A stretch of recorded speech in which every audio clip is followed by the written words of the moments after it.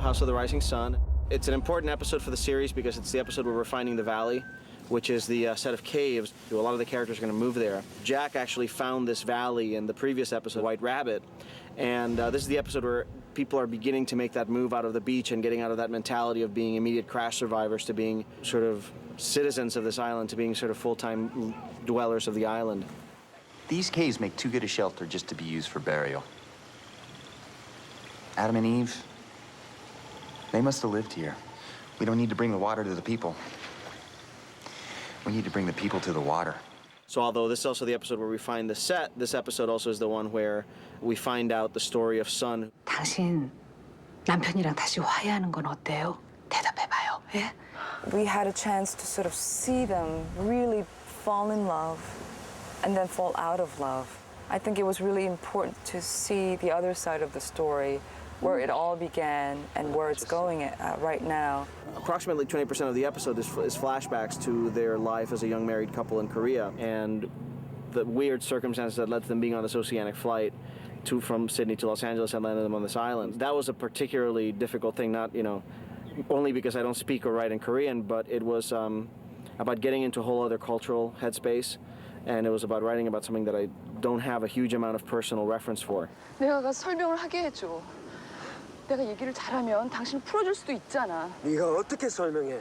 I think the idea that you cannot understand what Jin and Sun are saying is a way of highlighting their otherness on the show, and it allows people and the other characters to project what they think is going on with them when they may not really know.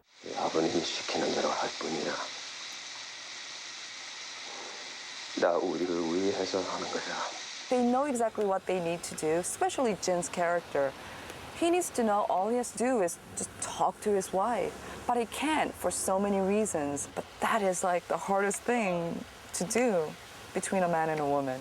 Why would you learn English and not tell your husband? He has a bad temper. What my husband did to you today, it was a misunderstanding. No, I got it. Loud and clear. It was the watch.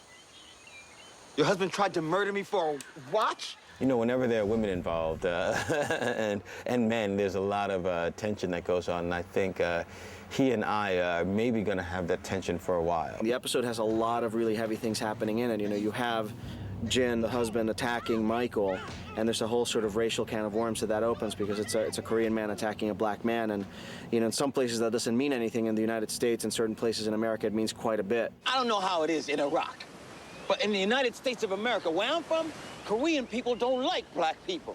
Do you know that? The island isn't just a physical place necessarily. It's also that place where these people who had gone in a wayward path on their lives have come to, and it's a place where they can work these things out. And I think a lot of the plots that we're doing, Charlie and his drugs and other things like that, are really about being trapped in a place that forces you to confront your inner demons, a place that forces you to work out things that these people may not have worked out in their lives before. So being in this place with all these other strangers and all of these other people who don't necessarily all get along becomes a catalyst for all of the baggage that people brought in becoming something new and something dramatic and something that can be worked through in the island. I was just gonna take Do not move. What's going on? He's standing on a beehive. What's the beehive doing there? Beehives are supposed to be in trees. He gets covered in bees and gets stung and, kind of makes a couple of big mistakes for the group that he's with.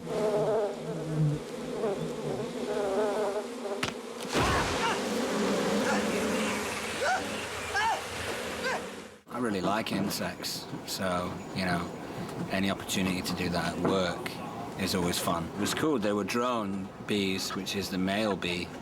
All the honeybees are female, and the drones don't have any stings, so they can't hurt you. I don't think I would have been that bothered anyway with normal bees because, I pick up bees out of my swimming pool all the time, and I never really get too freaked out. So I can pick these up, touch them, and Yeah, they're quite robust, so you can hold them. well, that whole thing about Charlie being afraid of bees is based on my own life experience. So I'm a little squeamish right now, but In a hive like the one you've recreated there, there may be 20 or 30 pounds of honey and maybe 10 pounds of brood. Right. That's a lot of food. You can feed a lot of people with that over a long time. Here you can see where a drone just hatched out, ate their way out, And these are young adult male bees. You see their eyes meet in the middle of their head. They're quite robust, and they have a tuft of hair on the posterior abdominal segment. That's very characteristic of drones, is that tuft of hair.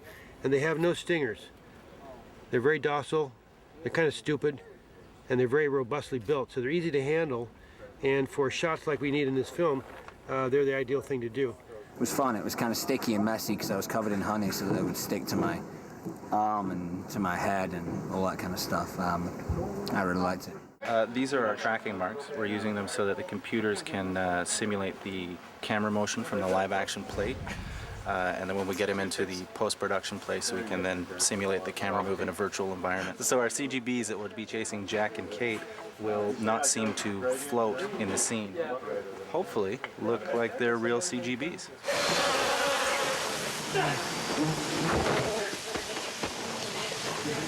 And then in addition to that, this is the episode where Charlie finally gives up his drugs and where he, commits to no longer being a drug addict. You're gonna run out. My guess is sooner rather than later. Painful detox is inevitable. Give it up now, at least it'll be your choice. It's an interesting day today for Charlie because he has an opportunity to have someone to confide in Terry O'Quinn's character, Locke, who actually knows that he is a drug addict, has found out somehow. I think he's quite an intuitive kind of character anyway. It kind of sets Charlie into a flat spin because he kind of feels like he has an ally, but also it's someone who can use something against him on the island. But I think it's a nice release for Charlie, and he's looking for his guitar and finds it, which is a great thing. You really think you can find my guitar? Look up, Charlie. You're not gonna ask me to pray or something. I want you to look up. In the script, I think Charlie kind of bursts into tears, and what happened kind of organically with Terry is we were laughing at the fact that my guitar is right above us, but also I was crying at the same time, so it was fun, and I think there'll be a good choice in there for the final cut.